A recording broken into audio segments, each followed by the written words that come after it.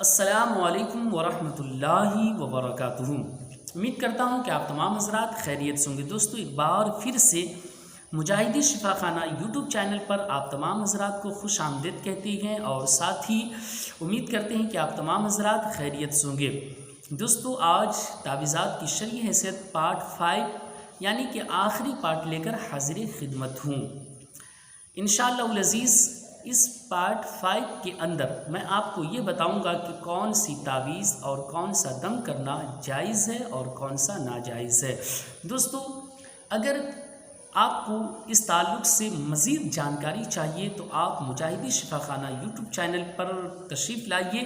اور تعویذات کی شرعی حیثیت پارٹ 1 سے لے کر پارٹ 5 تک کو ضرور سنیے اور سمجھیے۔ انشاءاللہ العزیز آپ کے ایمان میں تازگی آئیں گی اور کسی طرح کا اگر کوئی اعتراض ہوگا تو سارے اعتراض کا حل آپ کو اس پارٹ 1 سے لے کر پارٹ 5 کے اندر ضرور حل ہو جائے گا۔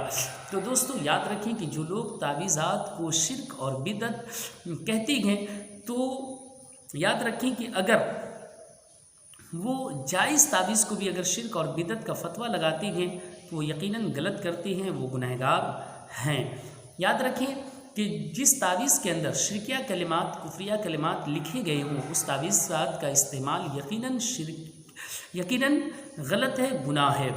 لیکن جس تعویذات کے اندر اگر شرکیہ کلمات، کفریہ کلمات نہ لکھے گئے ہوں بلکہ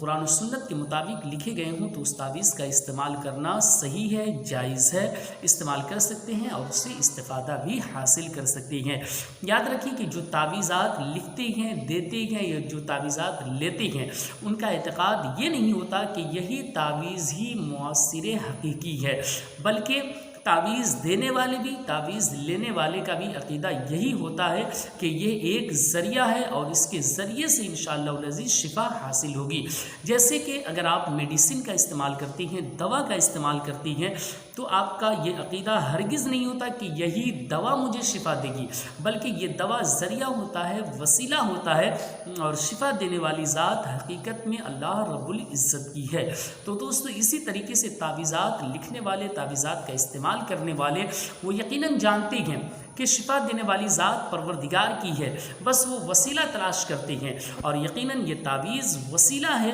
اور اس کے ذریعے سے شفا حاصل ہوتی ہے۔ تو جو لوگ اگر آپ کو تعویذات کے تعلق سے شرک اور بدعت بتلاتے ہیں انہیں ضرور میرے چینل پہ ایک بار سفر کروائیں اور پارٹ 1 سے لے کر پارٹ 5 تک تعویذات کی شرعی حیثیت سنوائیں۔ انشاءاللہ العزیز ان کے سارے اعتراضات کا جوابات انہیں انہی پارٹ 5 کے اندر 1 سے لے کر 5 تک کے اندر مل جائے گا۔ کہتے ہیں حضور صدر الشریعہ مفتی محمد امجد علی اعظمی رحمۃ اللہ علیہ اپنی شہرِ آفاق کتاب بہار شریعت میں لکھتے ہیں کہ بعض حدیثوں میں جو ممانعت آئی ہے، یعنی کہ بعض حدیثوں میں جو تعویذات کی ممانعت آئی ہے اس کی تفصیل سنیں۔ کہتے ہیں کہ اس سے مراد وہ تعویذ ہیں جو ناجائز الفاظ پر مشتمل ہو۔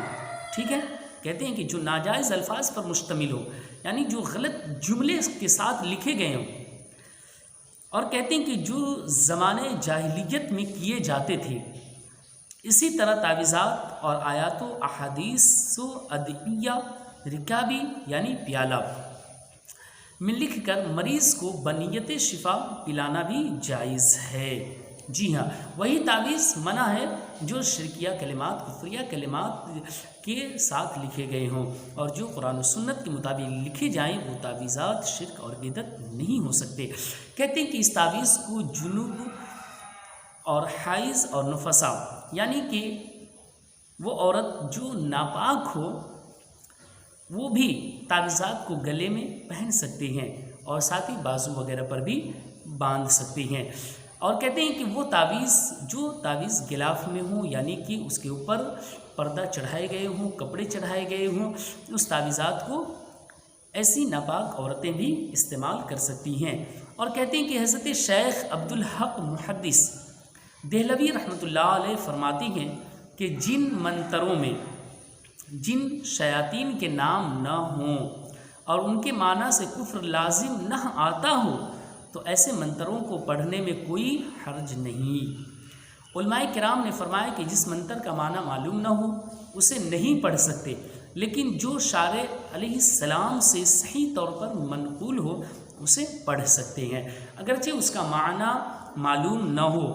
اور یہ حوالہ ہے ماخوذ از اشعۃ اللمعات۔ تو محترم حضرات اور مجاہدی شفا خانہ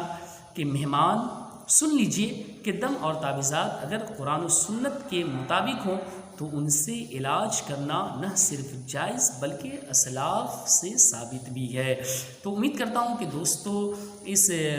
پارٹ 5 میں بھی آپ کو بہت ہی اچھی جانکاری ملی ہوں گی، اور ساتھ ہی پارٹ 1 سے لے کر پارٹ 5 تک اگر جنہوں نے نہیں دیکھا ہے ضرور ایک بار دیکھ لیں اور اس سے استفادہ حاصل کریں۔ دوستو اگر آپ کو مجھ سے اگر کوئی کام لینا ہو، استخارہ ہو یا شادی بیاہ کے تعلق سے ہو، یا دوستو گھر کی بندش کے تعلق سے ہو، یا آپس میں رنجشیں ہوتی ہیں، جھگڑے ہوتے ہیں اس تعلق سے، یا میاں بیوی کے درمیان نااتفاقی ہو، یا جین جنات بھوت چڑیل خبیث وغیرہ کا اگر سایہ پڑ چکا ہو، یا پھر اس کے علاوہ شادی بیاہ محبت یا دشمن اگر آپ کو پریشان کر رہے ہیں تو اس سے اگر آپ کو بدلہ چاہیے یا اسے آپ کو صحیح راستے پر لانا ہے، تو ان تمام کام ان کو الحمدللہ آن لائن مجاہدی شفا خانہ کے ذریعے سے کیا جاتا ہے۔ تو آپ حضرات مجھ سے کانٹیکٹ کر سکتے ہیں، کال کر سکتے ہیں، اور مزید جو بھی جانکاری ہو، جس طرح کی ویڈیو چاہیے آپ مجھے سوال کریں، کامنٹ کریں یا کال کر کے بتائیں، انشاءاللہ العزیز آپ کی خدمت کرنے کے لیے حاضر ہوں۔ السلام علیکم ورحمۃ اللہ